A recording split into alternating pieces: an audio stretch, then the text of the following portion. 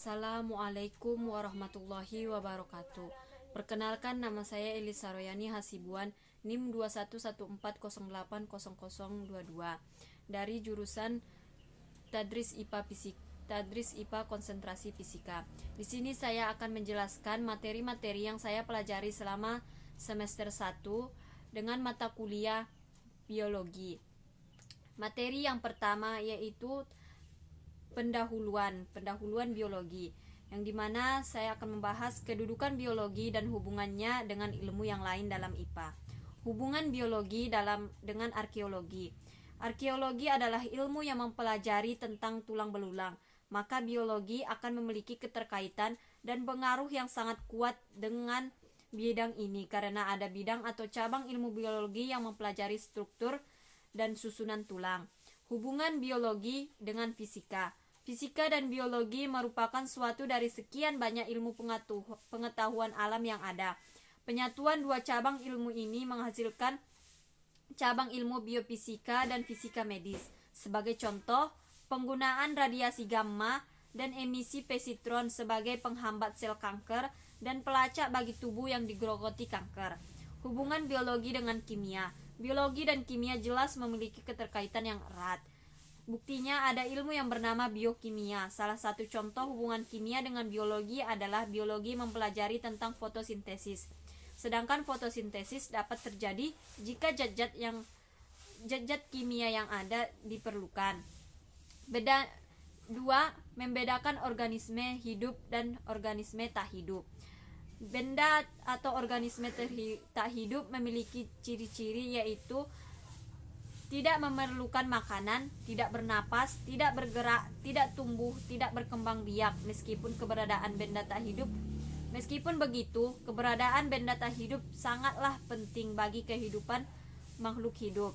Contohnya batu, tanah, air, dan barang tambang. Dan sedangkan organisme hidup atau benda hidup memiliki ciri-ciri yang pertama bernapas.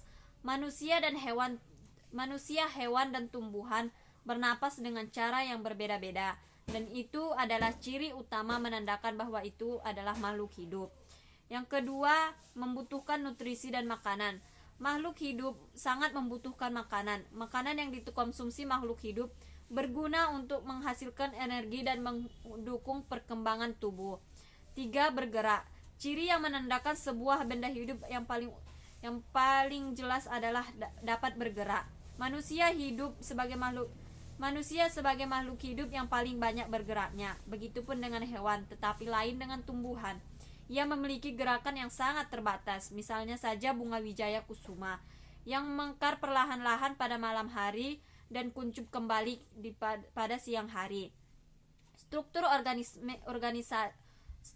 organisasi kehidupan dan berbagai contoh organisme kehidupan. 1. Molekul merupakan bahan kimia dasar penyusun kehidupan. Molekul akan mengalami kondensasi sehingga membentuk asam amino, substansi kehidupan yang akan membentuk menjadi sel. Contoh dari molekul adalah asam nukleot berupa DNA atau RNA. 2. Sel. Sel berasal dari bahasa Latin yaitu cellula, berarti bilik kecil yang di dalamnya mengandung komponen protoplasma. Sel merupakan bagian struktur dan fungsional terkecil dari makhluk hidup. Organisme dikelompokkan menjadi dua bagian yaitu organisme uniseluler, contohnya manusia, dan organisme prokariot, contohnya terdapat pada bakteri. Yang ketiga, jaringan merupakan kelompok sel yang sejenis, memiliki bentuk serta fungsi yang sama dalam tubuh makhluk hidup multiseluler. Contoh epitel otot, tulang, epidermis, meristem, dan pengangkut. Yang keempat adalah organ. Organ merupakan kumpulan dari beberapa jaringan yang berbeda dan bekerja sama untuk melakukan fungsi-fungsi tertentu. Contohnya akar batang daun, jantung, paru-paru, pankreas, mata, dan pernapasan. Yang kelima yaitu sistem organ. Merupakan kumpulan dari beberapa organ yang saling tersusun, membentuk sistem tertentu dan saling berinteraksi. Contoh sistem organ koordinasi pencernaan, kekebalan tubuh, sedang pada tumbuhan sistem organ transportasi, epoparsi, dan respirasi. Selanjutnya, organisme atau individu merupakan suatu makhluk hidup tunggal yang terdiri dari gabungan atas sistem-sistem organ yang bekerja sama membentuk kehidupan. Contohnya manusia, kuda, harimau, kucing. pohon turi, pohon kacang, pohon jambu, dan lainnya. Populasi merupakan kumpulan dari individu suatu spesies yang hidup di suatu tempat dan daerah tertentu. Populasi terbentuk oleh spesies atau individu sejenis, contohnya sekumpulan padi di sawah. Komunitas. Komunitas merupakan seluruh makhluk hidup yang hidup di suatu daerah atau kawasan tertentu. Komunitas terbentuk oleh semua jenis makhluk hidup di suatu daerah tertentu. Contohnya komunitas sawah yang terdiri dari tanaman padi, katak, cacing, belalang, burung pipit, tikus, dan ular. Ekosistem merupakan terkumpulnya berbagai macam makhluk hidup dan makhluk tak hidup yang terdapat pada suatu daerah tertentu serta saling berinteraksi satu dengan yang lainnya. Yang terakhir, bioma atau biosfer merupakan organisasi kehidupan yang terdiri dari beragam jenis makhluk hidup di dalamnya.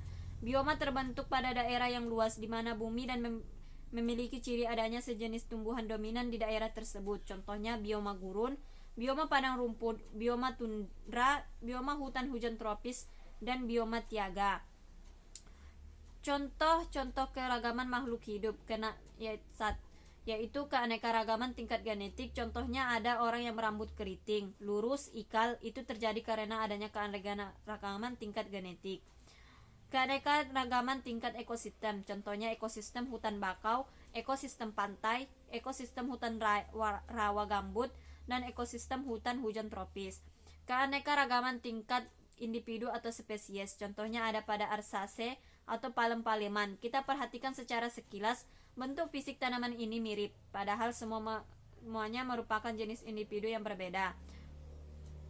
Contoh saintis biologi bekerja dengan langkah-langkah kerja ilmiah, yaitu merumuskan masalah, mengumpulkan keterangan, menyusun hipotesis, melakukan eksperimen, menarik kesimpulan, menguji kesimpulan dengan eksperimen. Perkembangan biologi dari masa ke masa dan temuan yang dihasilkan. Biologi dikenal sebagai cabang ilmu yang mengkhususkan pada setiap kelompok organisme seperti botani, ilmu tentang tumbuhan, zoologi, ilmu tentang hewan, dan mikrobiologi, ilmu tentang jasad renik. Perkembangan biologi tahun 1960 sampai 2013. Pada masa itu, Aristoteles merupakan orang yang pertama kali meletakkan dasar biologi pada zaman dunia Yunani. Ia mengemukakan sebuah teori abiogenesis atau generatio spontanea. Selanjutnya berkembang ilmu yang mempelajari pewarisan sifat makhluk hidup atau genetika. Penemuan DNA oleh ilmuwan yang bernama Francis Harry dan mempelajari biologi bersama Watson dan berhasil menemukan struktur DNA dan penemuan virus HIV dan AIDS. Dan dengan ditemukannya kelainan yang dimulai pada abad 19 dapat ditemukannya kelainan pada daun tembakau berbintik kuning dan penemuan metode bayi tabung. Materi selanjutnya yaitu tentang materi kehidupan. Di sini yang akan dibahas adalah yang pertama adalah atom. Atom adalah suatu satuan dasar materi yang terdiri atas inti atom serta awan elektron yang bermuatan negatif yang mengelilinginya. Inti atom terdiri atas proton yang bermuatan positif dan neutron yang bermuatan netral. Kedua, molekul. Molekul merupakan gabungan dari dua atau lebih atom, bisa berbentuk dari atom yang sama.